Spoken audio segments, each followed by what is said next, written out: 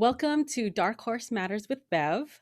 This is a podcast where people can come and share their story. And a lot of people who are business owners, entrepreneurs, passionate people, creative people can come and just share their story about what they are pursuing in life and, how the journey that they're on to reach their dreams and their goals and, just trying to achieve true happiness, which is what everyone's goal is in life, I hope. And so today we have a guest. I have to just say that I'm in the line of work that I do. I'm just so blessed that I can to interact with people with different walks of life all every day. It never gets boring for me. And this man that I'm going to introduce you to today is a good friend of mine who I've known for quite some time now.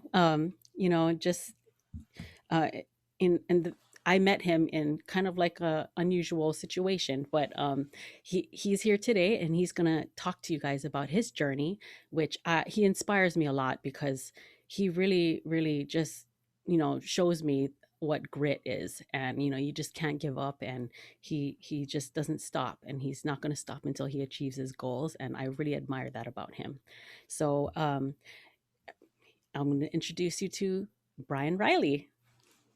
Hi everybody. Hi Bev. How you doing?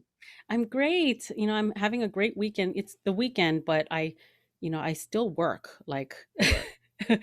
and that's Well, what entrepreneurship is, right? there you We, go. There you go. It's even never on end. the weekend, getting up at 6 a.m. and doing your thing, right? That's right. That's right.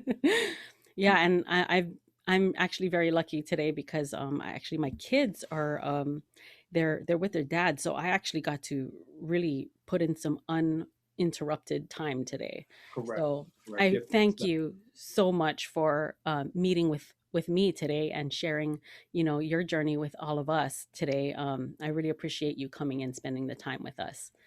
No problem. No problem. So, Brian, can you tell some of the audience some background about yourself? Like, where are you from originally? And, do you have siblings? And, Well, I'm from a small island called Montserrat, and Montserrat is in the West Indies near Antigua, St. Thomas. Um, and I came over here when I was five, turning six. So I spent most of my time actually in Boston. And as you know now, as of January, I've made 16 years being in Atlanta. oh, wow. So you've been here quite some time. Do you Yeah. consider Atlanta your home? Like, this is your roots? I consider Atlanta like my second home because my first home is really Boston. Okay. We still have family in Boston. We have family in Atlanta now, and we have family in Tennessee and overseas. We have family like a lot of places. So you have a pretty big family. Pretty big. I mean, I would say like how you have cousins and second cousins and so Right. forth. Well, when I grew up, my cousins were like my brothers and sisters when I was in Boston. And then later on, I found out I had two brothers on my father's side. And, we bonded and we've been bonded ever since. So, family is, I'm big on family. Yes, family is so important. Like I've been hearing a lot of stories from different people about them finding, siblings. Like, and a lot Right. of it is through like, what is that? Social media. Yes, social media, and there's that The other one that DNA, the yes, DNA, the family tree, yes, ancestry. ancestry.com. Yeah, Right, I there you just go. hear stories from all kinds of people how they found their half brother or something, and it's Right, just it and the stories have been very uplifting, like, right. where the person who didn't know he had a big family or something, and then they just adopted him right in, like I hear stories like that all the time, and I think it's amazing. Yeah, I feel so too. I feel so too. So do So, you have any brothers and sisters? well, technically, I do have two brothers on my father's side, and then on my stepmom's side. So I have both my biological mother and I have my stepmom. So on my Okay. stepmom's side, there's like I have sister, or I call her like a sister to me. She's like a little sister to both me and my other two brothers. Okay. And so are they all your immediate family? Are they all here in Atlanta too, or are they kind of spread Uh, out? Pretty much, pretty much. I got one brother that I think he's over in Texas right now, and then I'm the oldest, so my middle brother, he's here. My dad's here. My mom's here. My stepmom's here. Um, got a lot of yeah. My daughters are here, so I got a lot of people here. So you're the oldest. I'm the What? I'm the youngest in my family. Oh So it's a wow, total opposite. total opposite. Yeah. Yeah, yeah. Um, so what was that like growing up, like you being the oldest? Did you have like to be like, I don't know, what's the dynamic in your family of being the to, oldest to child? be honest with you, when I grew up, my parents weren't together and stuff. So it's basically like I was that only child for my mother. And she pretty much raised me and took care of me. And I would see my dad from time to time later on when he came to the United States. So it's just one of those things where you wish you could reverse time and like have everybody together, but that's not how I grew up. So I grew up as that single kid with a single mom, and all my cousins were like my brothers and sisters because we bonded so much. I think it's so important to, have that kind of family connection. Yeah. I have four sisters myself, and we were very Wow. close with our cousins um, Oh, in Hawaii. That's where I'm yeah. from. Yeah. There you go. So Mhm. yeah, there's a lot of us running around. So you have how many daughters do you have? I've got two. I've got two daughters. That's Michaela and Brianna, and of course they're both different. One kind of looks like me. The other one kind of looks like their mother. So it's like Michaela would be the twin for me, and Brianna would be the twin for my ex. That's funny how that works, right? Yes, yes, it is. We have our little clones of ourselves. Exactly. So, do you, with your daughters, like, I can't even imagine what that must, like having that relationship from a father to a daughter. Um, what kind of values do you find important in instilling into your children? Because I think about stuff like that all the time because I'm a parent too, Right. and Well, I it- it's one of those things where I want to let her know that uh, she's limitless. I want her to know that she has capabilities that she doesn't even know of, and if she can hone in on those capabilities, then it can strengthen who she is and her character. So for me, I've never put any type of barriers or borders on my kids' imagination on what they can do and who they can be. Right, right. I always try to encourage my kids to just, participate in everything that they Right. can, and Yeah. just because they get so shy, and I Correct. struggle from that too. Like when I was a kid, I was very, very shy. Right. And, Right. I think being a dental hygienist, like Mm-hmm. that really was something that really got me out of my shell. And I'm so grateful for that. But I try to instill that into my kids. Just let them just not be afraid to participate and practice speaking to people. I try, even at Walmart, I'll try to get Right. them to practice their people skills, like Right. There you "Buenas go. tar-" you know yeah, it's I just it's Mhm. a trip when you're a parent. Like it just changes your life, and it just makes you see a different outlook on It everything. is. It is. It is. As a parent, like you said, my daughter has been part of Barbizon to help with strengthen her character and being open and all of the above. And then the youngest one, she's a little bit on the opposite side of what the oldest one is. I guess she's going through that. Hey, I'm finding myself, and these are the people that I kind of hang with, and it's just different, in the 20s. They're 4 years apart, so they they still bond with each other, but still their circles are still a little bit separate. Right, right. And it's important to just let them, you know, experience. That's the way you grow up and find yourself. You just have to experience life, you Correct, know. correct, correct. So how old were you when you first started working? Like, Ooh, I was young. It was wild because I think I got either a phone call or I got invited into my guidance counselor's office, and they were like, you know what? Looking at your attendance, we see that you're a very astute person. You haven't missed a day of school, and we want somebody that could go out and do the same in the workforce. So my first job, I think it was Kentucky Fried Chicken. KFC. Yeah. It was KFC, and I got it through the school, and I did that. And after KFC, I think it was Wendy's, and I did Wendy's, and then from there, I think I went to Children's Hospital, and I did Children's Hospital, and went up through there, and then So after that, you were in high school? yeah, yeah. I started working when I was 14. Oh, wow. Wow. I don't, is that Yeah, even like legal these days? I don't even know, 14 years old. that's a real good question. Yeah. I I think think it's I think it is. Or was it wow. 15? I'm not sure anymore. You're Yeah. right. But I yeah. mean, I mean, when people are entrepreneurs, like Mhm. you hear the stories a lot, like they start working at a very young age, like they just have Correct. that Yeah. mindset. And do you think that your mom kind of instilled, you know, some of that value in you that it's important to work and earn money?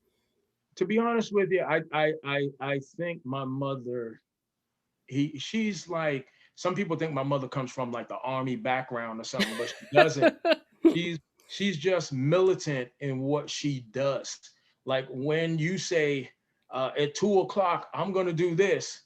At 1:55, she's like, "Hey, you got 5 more minutes." I'm like, "No, I got you. I got you." You So know, she's on it, and it's one of those things where even now she's like what 70, 73, and she's just doing things. Food bank, this, that, and the other, and her regimen is like, I'm like, my God, I'm like, I hope I could sustain the energy level that she has. It's amazing. well, I can see why you are the way you are then, because I mean, you know, you're very prompt, you know, you schedule ahead of time and you do That's not it. miss, you know, and I Yeah, know I can always count on you because of that. there you And go. that's, you know, that's you get that from you see your parents like that, you're gonna follow. So I always try to Yeah, set a good example for my kids too. there you go. There you go. So Yeah. so can you tell me a little bit about some struggles that and hardships, you know, growing up and with your jobs in the past, you know, you know, those kind of things that people go through, you know, that shape you into who you are and why you're the ambitious person you are today. That's it's interesting. I've had a good, how could you say, resume of working with different organizations from the time I was young, all the way up into adulthood. And like you said, there are many challenges that you go through when you're growing inside a company, um, and it's I mean, it could be stressful. I think that's the word for it, stressful, meaning that managing people can be stressful. Dealing with coworkers that don't do what they're supposed to do, and it falls back on you because it's you as a team. And if they don't carry their weight, then the burden comes down on you, and it makes your job stressful. So having to address those issues could be that other stressful piece where it doesn't quite go the way you think it should go. And stress in the workplace is one of those things I have encountered. um, Literally, it paralyzed me because it's so stressful that it hits the back. the lower back, and those muscles can contract so bad that it could bring you to your knees. So I've had some very powerful and stressful moments that I had to overcome. And the other saying is, what doesn't kill you will make you stronger. Right, right. And where at my job, like I really appreciate my boss because he really invests in his team to make sure Yeah. that we know how to communicate with each other, Hmm. if we have any type of issues, Right. any type of upsets, like we know how to handle that in the workplace, and There we you don't go to sleep upset because like go.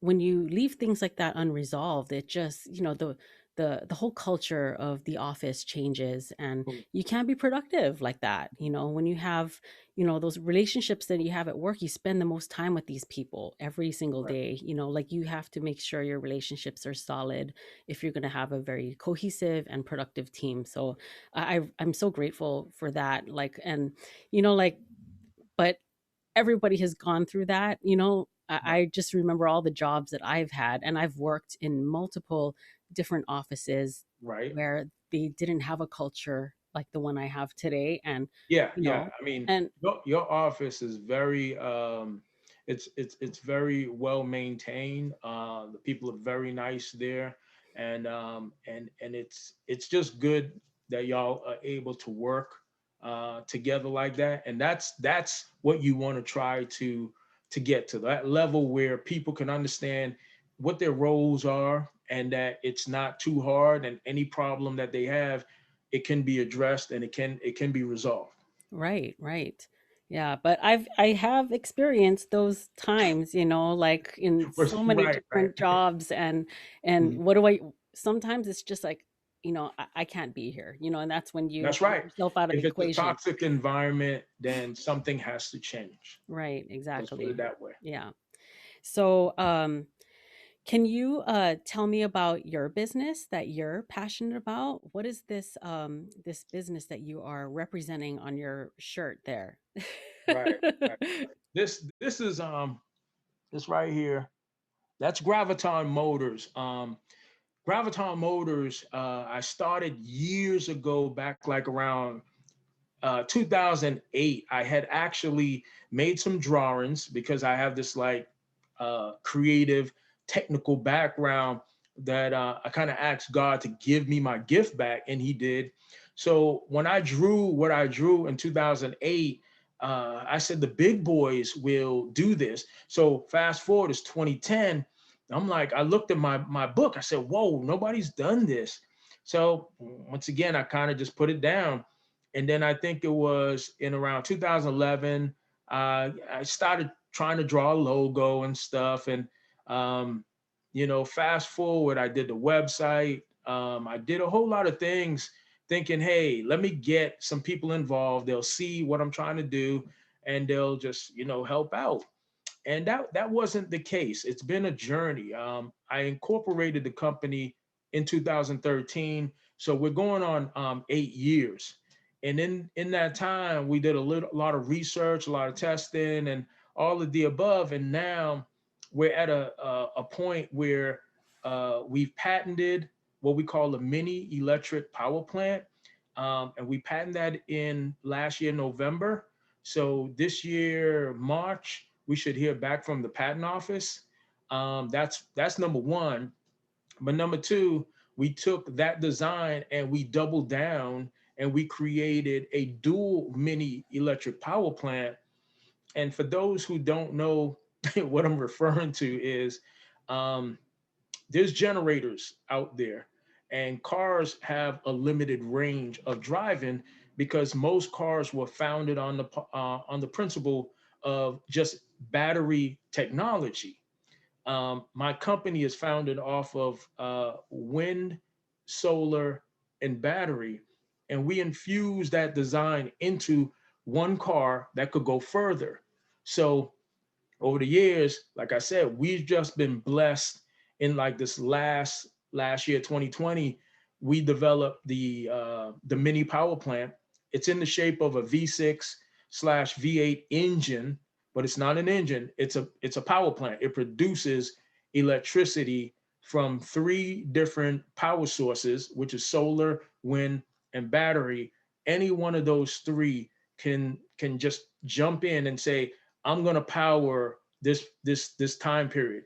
If the sun goes down, we have wind. We're doing 40 to 60 miles an hour on the highway. Well, we're capturing that electricity and we're making it useful to where it can recharge a battery while the car is in motion. Or if it's powerful enough, we can group everything together and form enough electricity so that it actually will power one of the devices that is part of the electric power plant. So what we have here is something very, very special. Um, we're looking to do the dual version of it. We're looking to put that in 18 wheelers, and if we put it in 18 wheelers, we know that Amazon has devoted to going green. We want them to be one of the first customers that we can offer our conversion package to. Wow, that is really incredible. And I don't think I've ever heard you explain it in that way to me Right, before. Because usually when you explain it to me, it's like, it's like, you right, know, right.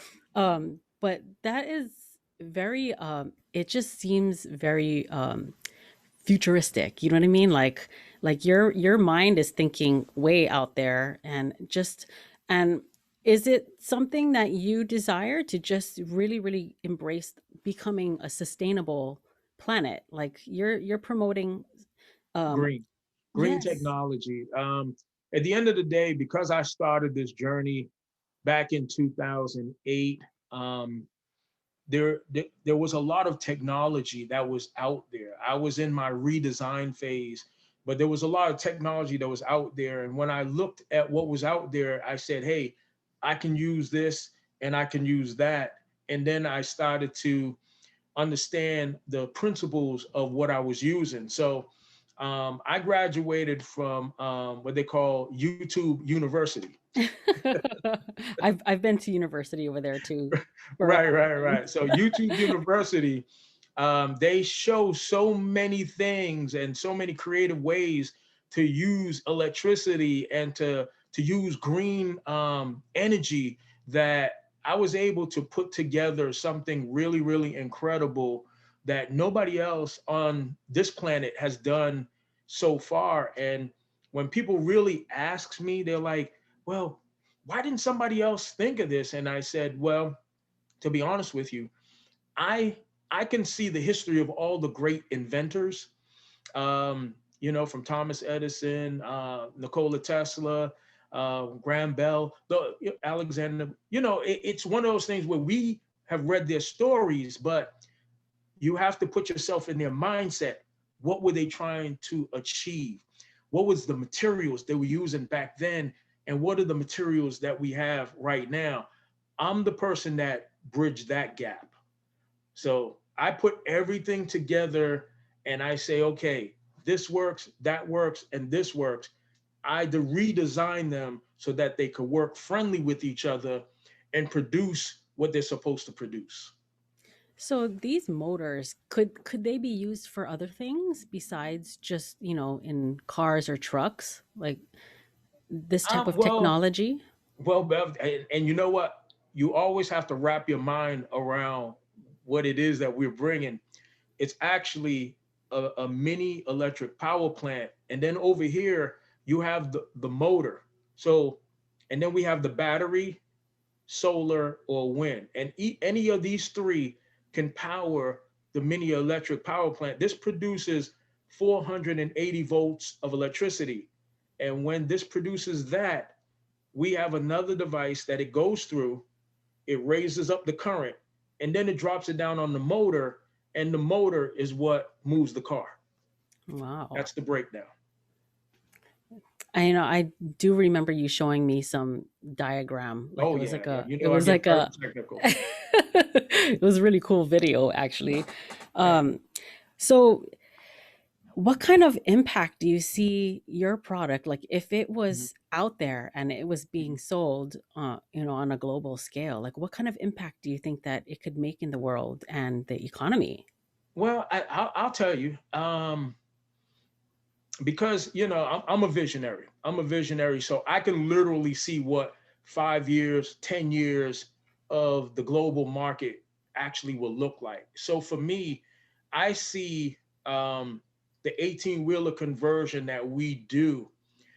With the car, I think we have 500 miles in the city, 1,000 miles on the highway. But with the 18 wheeler, with the larger battery footprint and with the dual mini electric power plant on board and some other proprietary um, generating devices, we're looking at 2,500 miles per charge for each 18 wheeler. And just imagine going from Atlanta to Boston is 1,000 miles. And then coming back Midway, Virginia, that'd probably be almost a total of 1,700 miles. So you're almost like going, coming back, and then even going again almost a third time around, and then having to recharge or hot swap the battery technology. So it's a serious impact that our technology could be in Peterbilt, Mack trucks, Mercedes trucks, you name it. The implications that we have, it's very huge.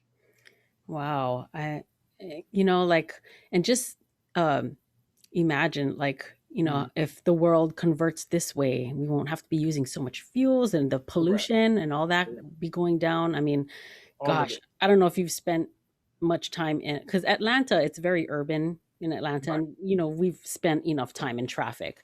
But I don't know if you've ever spent any time in Los Angeles. Uh, I'll be real with you. I've never been to LA. I've only seen, like you said, that smog that LA has.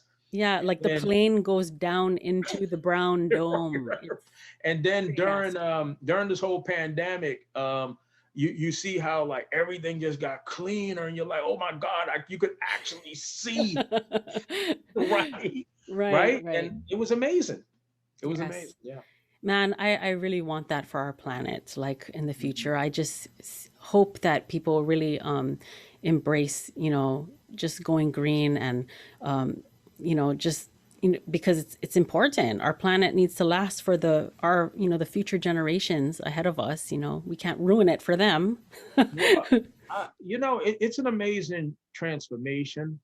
A lot of people probably don't take the time to think where where we're at as people and where we're trying to evolve to. This is not the 50s and 60s.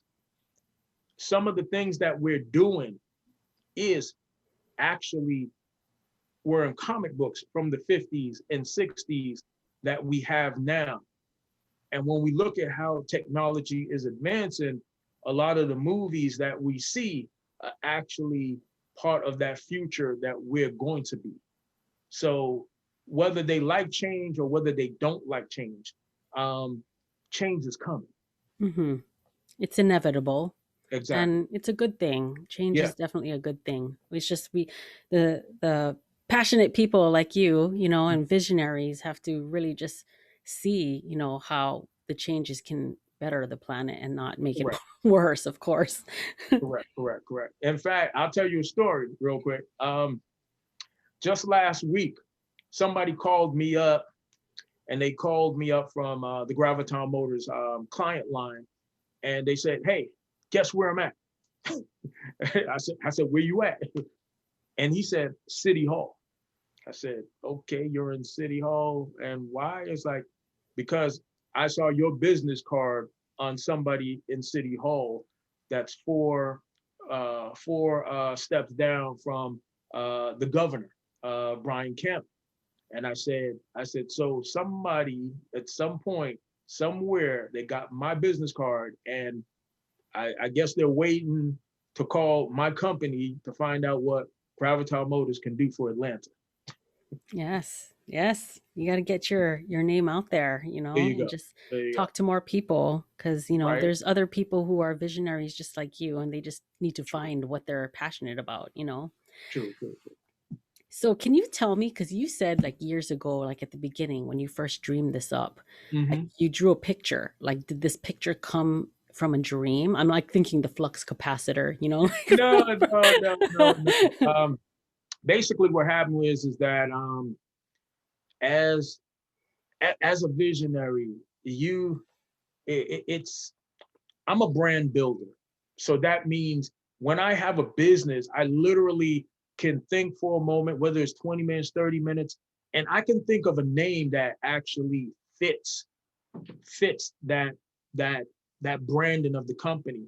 So Graviton Motors came about just like, I was throwing out names, and then I said, I must have came towards gravity, and after I got to gravity, I got to graviton, and then after I looked up the meaning and all of the above, and I said, wow, you know what, this fits. And that's how it went from just graviton to like graviton motors, because um as an inventor, I can imagine electromagnetic motors. I've always had it to design one, and I did. And now with the evolution of all the technology, ooh, I can't wait to see what I'm going to be able to do in the next 3 years. Yes, yes. Man, like my brain just doesn't work that way. I'm a creative person too, but I don't my brain doesn't create like that. It's a Yeah, totally different type of creativity. I'm a person that hears sounds more than.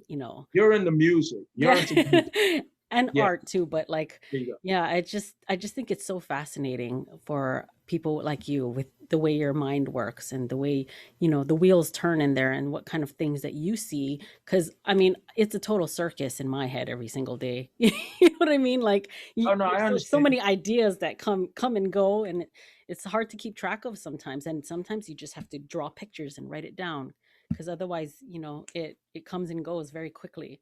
Now, what I was told back in the day was to keep pen and paper beside your bed, and that's exactly how it started out for me.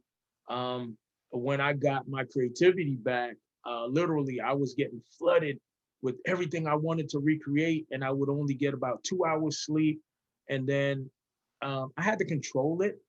And then when I found out I could use my finger to start designing things on my phone, this was way back now.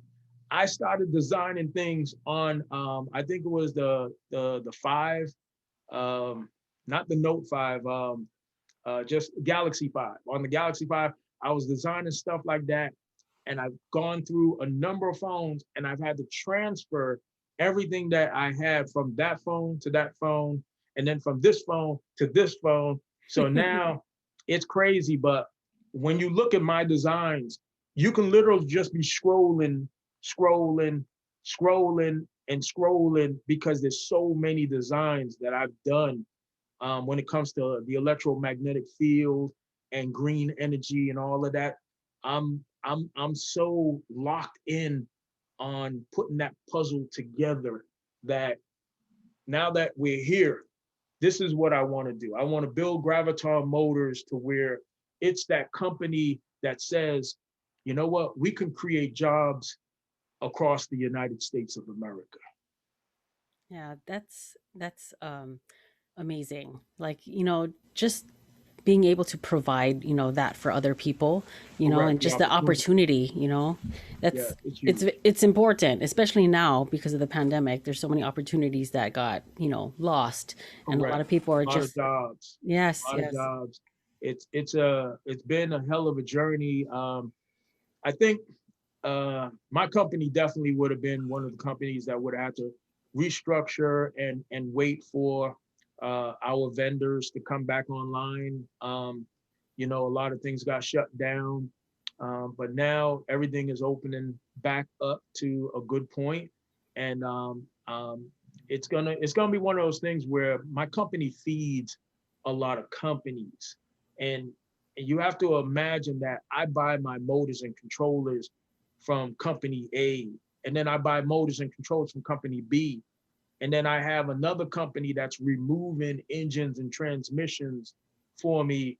And I do a lot of mom and pop type contracts where I can feed them because this is part of what they do as a business. So I can say, hey, you know what? Why don't you take these 10 cars and take out the motors, the controllers, the exhaust system, the fuel cells, all of that, the fuel tank. And then when you're done, package things up, send them to me, and then I'll do my part. So for me, I feed a lot of smaller entities along the way when you look at the full scope of what we do. Wow. Wow. That's just amazing. And just keep doing what you're doing. Don't give up, like there's relationships. The more people you reach out to, the more relationships you build, and the doors Correct. start opening, that's how it works. So is there a place like that our audience can go to get more information about your business, a website, or where can people find you? I can be reached. You could go to gravitonmotors.com and you can see the website. We will be updating the website with more good information for investors. If investors want to reach out to us, they can send an email to greenenergy@gravitonmotors.com or partner up, all one word, partner up at gravitonmotors.com. This is truly like we're still in startup phase, but the technology that we bring to the table, nobody else has that. So those are the two places to reach out to us for right now to keep the volume down. Later on, we have the 800 number up there, but you have to go through the menu to find the CEO, the CFO, or the COO. If you go through the number and go press 5, and then it'll tell you what our numbers are. Okay. I'll probably make sure I'll make sure to drop the links into the description also Okay. for our site, the for the podcast as well. Okay. So, Excellent. man, I really really appreciate you coming and talking about your passions. It's very exciting, and I just can't wait to see what evolves out of all of this. Well, it was a pleasure, Bev. I'm glad to be on. As we say, to graviton and beyond. All right. Thank you so much. I appreciate you. All right. Have a great weekend. All right. You too.